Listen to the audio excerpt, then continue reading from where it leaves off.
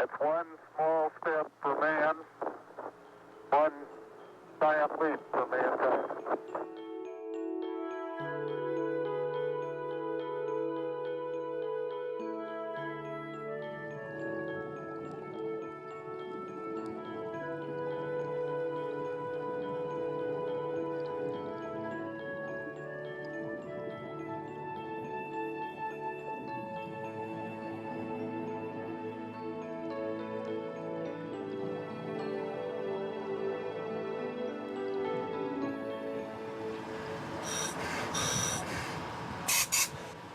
I am Dr. Quentin Dockin, Managing Principal Investigator on the Flower Garden Banks Monitoring Project.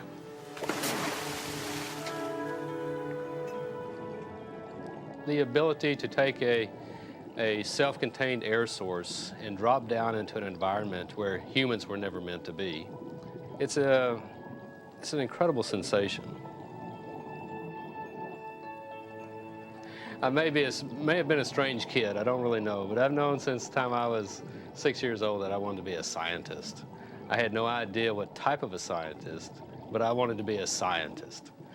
And then Lloyd Bridges and Sea Hunt came along, and I thought, boy, this is great. This guy is having all these great adventures, rescuing these damsels in distress, and that's for me. My name's Carl Beaver, and I'm a marine biologist with the Center for Coastal Studies at Texas A&M University.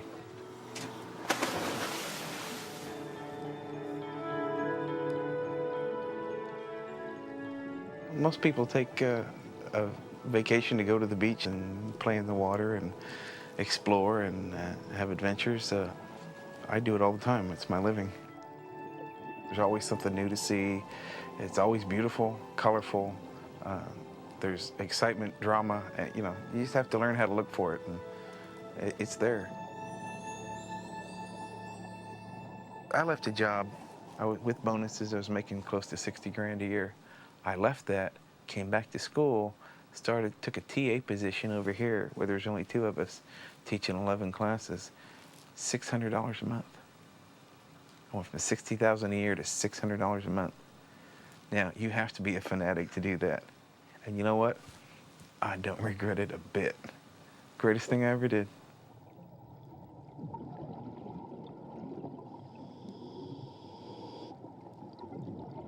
I think it's important that Texans realize that this is national treasure. It's sitting in Texas's backyard.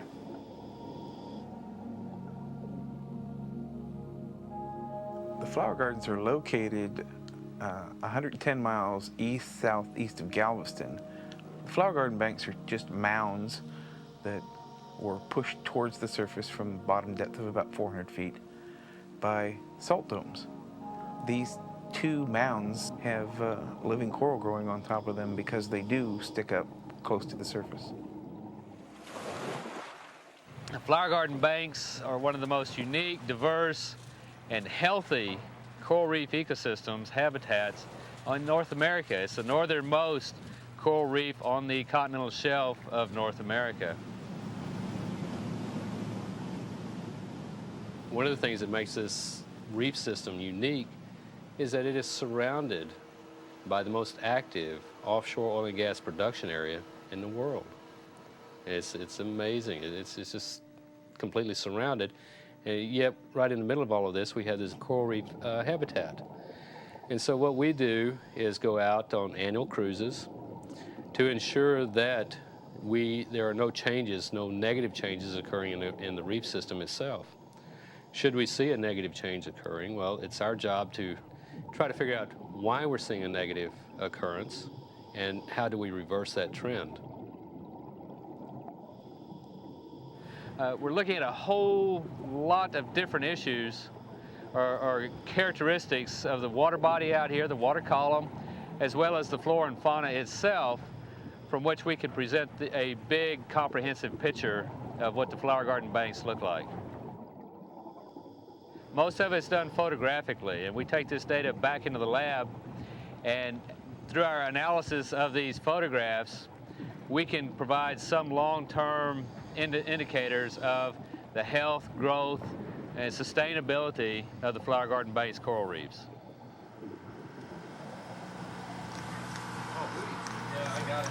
This system is designed to take repeatable photographs of a particular area in the ocean floor on the reef so that we can compare those areas year after year after year.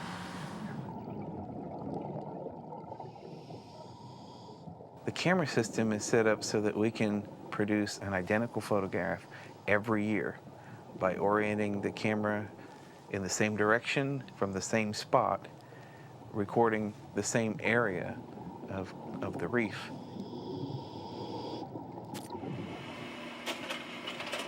The good thing about the photography is it's non-invasive. It doesn't destroy the reef. It allows us to look at it, compare it, and hopefully protect it without harming it. This is a shot of the community taken in 1998. We have the large post here that we had on the framer. This particular community colony here is of interest to me because it's relatively healthy, pretty large, uniform color, maybe a little bit of damage here, and perhaps a little bit here. Now we look at the same photograph the following year. Again, here's the post from the camera that we used, but it's got a good bit more damage, possibly disease, possibly damage from fish or anchoring. But these are the areas that we're looking for. We want to know how much of this is going on. Now we have both before and after borders on one sheet of paper. We can see the original colony, and we can see areas that are damaged. After that, it's quite a simple matter of determining percent of that community that has decreased over the year.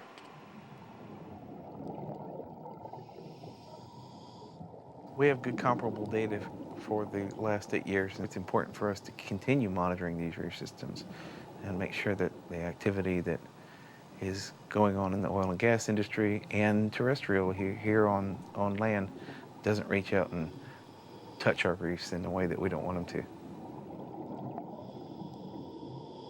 Organized monitoring of the Flower Gardens Bank has been going on since 1989. And to date, all of our findings have been positive. We have not uncovered or observed anything that would suggest that the demise of the flower gardens are imminent.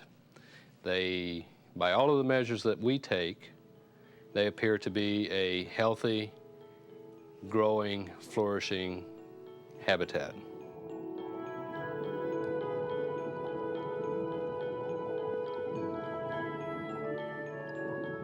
These corals take hundreds of years to grow. They work on geological timescales.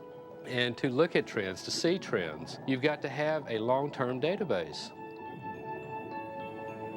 We actually know more about the moon and the surface of the moon than we do the depths of the oceans.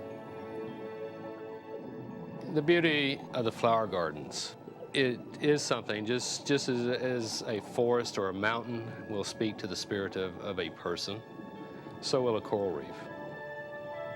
You cannot observe any of it without beginning to appreciate the blessing of your life and ability to be here.